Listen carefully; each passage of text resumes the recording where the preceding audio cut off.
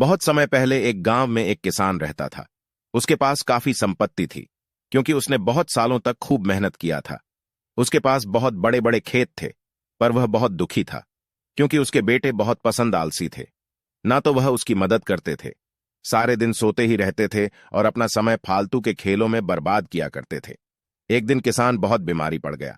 उसके बेटों ने डॉक्टर को बुलाया, जहां डॉक्टर ने कह दिया कि आपके पास ज्यादा समय नहीं है, आपकी कोई आखिरी ख्वाहिश हो तो पूरा कर लें।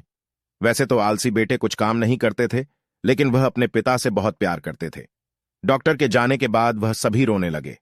अपने बेटों को दुखी देखकर किसान का दिल पिघल गया और कहा, चिंता मत करो बच्चों, मैं स्वर्ग से तुम्हारी रक्षा करूंगा, और जिससे कि तुम कभी भूखे ना रहो, मैंने खेत में सारा धन गांड दिया है। जब वह तुम्हें मिले तो तुम लोग बाजार जाकर उसे बेच देना, वह तुम्हारे जिंदगी भर के लिए काम आएगी। कुछ ही समय के बाद किसान की मौत हो गई। कुछ दिन तक दुखी बेटे दुख के मारे कोई काम नहीं कर पाए, पर फिर उन्हें लगा भोजन के लिए कुछ तो करना पड़ेगा। बेटों ने खेतों में खुदाई शुरू कर दी, पर वहां उन्हें कुछ ना मिला। उनके पिताजी के दोस्त ने कहा, आखिर तुमने खेत जोत ही दिया है, तो क्यों ना बीज भी डाल दो। बेटे तैयार हो गए। खेत बुआई करके उन्होंने इंतजार किया। उस साल मूसलाधार बारिश हुई। एक दिन जब बेटे सुबह उठे तो उन्होंने हवा में लहराते हुए अपनी फसल देखी।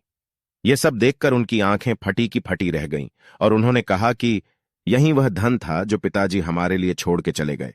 अगर हम काम करेंगे तो हम कभी भी भूखे नहीं रहेंगे।